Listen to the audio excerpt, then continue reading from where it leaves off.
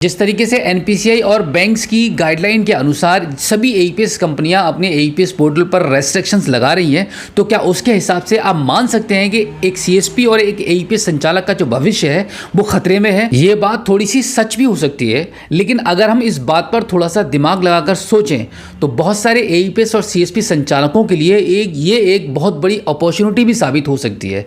यहाँ पर वो सीएसपी और वो एईपीएस संचालक ही खतरे में है जो सही तरीके से काम करना नहीं चाहते हैं, क्योंकि आप एक अपने एरिया में अपनी बैंकिंग सर्विसेज प्रोवाइड करा रहे हैं, चाहे आप एक बैंक के माध्यम से सीएसपी हैं या फिर आप किसी भी कंपनी के पोर्टल के माध्यम से एईपीएस संचालक हैं और अपनी बैंकिंग सर्विसेज को प्रोवाइड करा रहे हैं अपने एरिया में अपने कस्टमर्स को, जिसके माध्यम से आपकी अर्निंग होती है। ये प्लेटफॉर्म आपकी एक रोजगार का जरिया बना हुआ है, इसको आप इतने आसानी से खत्म नहीं होने दे सकते हैं। यहाँ पर मैं आपसे सवाल ये करना चाहता हूँ कि जब भी आपको एक नई अपडेट मिलती है और एक एनपीसीआई की एक नई गाइडलाइन आपके सामने निकल कर आती है, तो आपको आपका बिजनेस कम होता हुआ दिखाई देता है और फिर आपके दिमाग में ये बात चलने लगती है कि भाई अब आगे काम कैसे होगा। यहां पर आपको थोड़ा सा ये सोचना है कि जिस हिसाब से एनपीसीआई चाहता है और बैंक चाहती है कि आपको ऐसे काम करना पड़ेगा, ये सभी नियम्स को आपको फॉलो करना ही पड़ेगा, तभी आप आगे बहुत अच्छे से काम कर पाएंगे। यहां पर देखिए, जितने भी ईमानदारी से काम करने वाले एईपीएस संचालक हैं, सीएसपी हैं, उनके लिए बैंक ने एक बहुत बड़ा फिल्टर लगाया है। उन सभी को रिमूव करना चाहती है बैंक भी और कंपनियां भी। जितनी भी एईपीएस कंपनियां हैं वो चार्जबैक को झेल कर बहुत ज़्यादा परेशान हो चुकी हैं। एक्चुअल में अब वो भी चाहती हैं कि भाई हमारे पास कम सीएसपी हो, लेकिन चुनिंदा सीएसपी हो, काम करने वाले हों, ईमानदारी से काम कर रहे हों। उनके पास इतनी बड़ी तादाद में चार्जबैक आ जाते हैं जो उनको झेलने पड़ते हैं।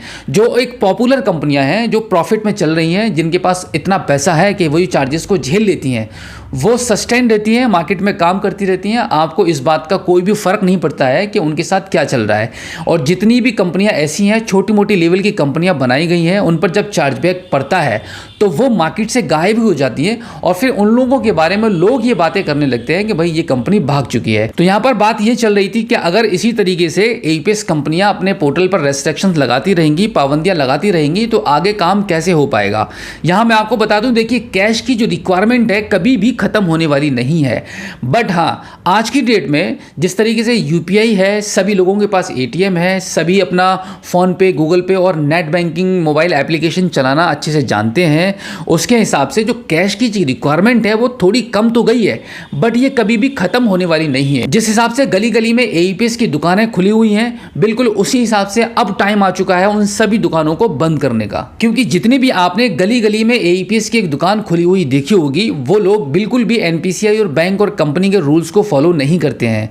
ना तो वो रजिस्टर्ड को मेंटेन करते हैं और ना ही किसी भी कस्टमर्स की कोई भी कंप्लेंट को वो सॉल्व कर पाते हैं। ऐसे लोगों ने मार्केट के अंदर जो सक्सेसफुल एईपीएस संचालक हैं उनको देखकर, उनसे इंस्पायर होकर अपने घर में ही दुकानें खोल ली हैं। अपनी गली मोहल्ले में एक किराना स्टोर के साथ भी कंबाइन करके वो काम को कर रहे हैं। ऐसे सभी एईपीएस संचालक, मुझे लगता है कि वो आगे लंबे टाइम तक सस्टेन नहीं रह पाएंगे और बहुत जल्दी उनको अपनी आईडी को क्लोज करना पड़ेगा या फिर कंपनी ही उनकी आईडी को बंद कर देगी। क्योंकि ऐसे ही लोग जाने अनजाने में कस्टमर्स के साथ में फ्रॉड कर देते हैं। फॉर एग्जांपल, अगर किसी का उन्होंने पैसे को विड्रॉल किया, पैसा विड्रॉल करने के बाद कभी कभी क्या होता है कि सर्वर डाउन होता है, तो वो सिस्टम प्रोसेस करता रहता है और वहां पर अगर उसका पैसा कटा, कस्टमर का अकाउंट से पैसा कटने के बाद कभी कभी पोर्टल पर भी लेट थोड़ा सा अपडेट हो पाता है और वो उसी कंडीशन में होता है कि जब सर्वर डाउन होता है और पोर्टल भी वहां पे थोड़ा सा हैंग कर रहा हो, तो वो पैसा जो क्रेडिट हुआ होता है वो थोड़ी देर में शो करता है। इस कंडीशन में जो किराना स्टोर के टाइप में जो छोटे छोटे रिटेलर बैठे हुए हैं, वो डायरेक्टली अपने कस्टमर्स को मना कर देते हैं कि भाई आपका पैसा नहीं निकल पाया, कि वो उनके अकाउंट से डेबिट होकर उनके पोर्टल पर क्रेडिट भी हो चुका होता है। इस प्रकार की बहुत सारी घटनाएं घट रही हैं और कंप्लेंट भी बहुत ज्यादा बैंकों के पास पहुंच रही है, जिसकी वजह से अब बहुत ज्यादा परेशानी आ जाएगी ऐसे छोटे मोटे लोगों को काम करने में। अगर आपकी शॉप पर काफी अच्छे ट्रांजैक्शंस होते हैं और एक लंबे टाइम से, यानी कि शुरू से ही आप बहुत ही ईमानदारी से काम करते हुए चले आ रहे हैं, तो आपको बिल्कुल भी डरने और घबराने की जरूरत नहीं है।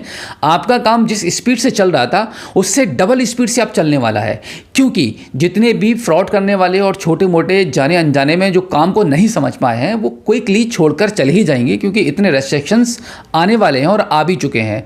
तो यहां पर मैं आपको बता दूं कि जितने भी अच्छा काम करने वाले हैं उनका बिजनेस बढ़ने वाला है, उनके पास एक बड़ी अपॉर्चुनिटी आने वाली है अपने बिजनेस को और ज्यादा बढ़ाने के लिए और एक अच्छी इनकम करने के लिए। अब यहाँ पर आपको एक डिसीजन ये लेना है कि आपको सिर्फ एक ही एईपीएस कंपनी की आईडी के माध्यम से काम करना है। आपको मल्टीपल आईडीज का यूज बिल्कुल भी नहीं करना है।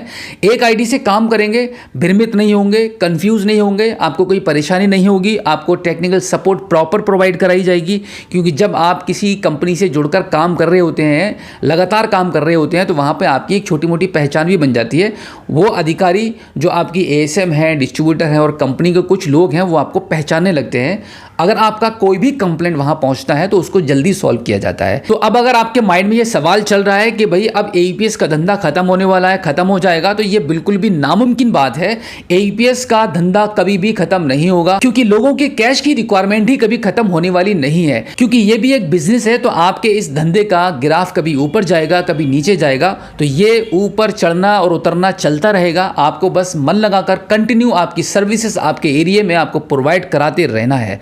और हमेशा याद रखिएगा कि आपको आपकी शॉप पर सिर्फ किसी एक काम पर ही डिपेंड नहीं रहना है। आप एक एईपीएस संचालक हैं, तो उसके साथ में आपको मल्टीपल काम साथ में करने होंगे, तभी आप एक दिन के अंदर एक अच्छी आमदनी को कमा पाएंगे। तो उम्मीद करता हूं कि आज की इस वीडियो में जो जानकारी मैंने आपको दी है, आई होप आपको काफी अच्छी लगी होगी। अगर आप पहली बार हमारे स्मार्ट शॉप यूट्यूब चैनल पर आए हैं और अभी तक आपने हमें सब्सक्राइब नहीं किया है, तो प्लीज एक बार सब्सक्राइब जरूर कीजिएगा और बेल आइकन भी प्रेस कीजिएगा। तो चलिए दोस्तों, मिलते हैं आपसे किसी और एक अगली वीडियो में, एक नई जानकारी के साथ, एक नई अपडेट के साथ और एक नए जोश के साथ। तब तक के लिए जय हिंद।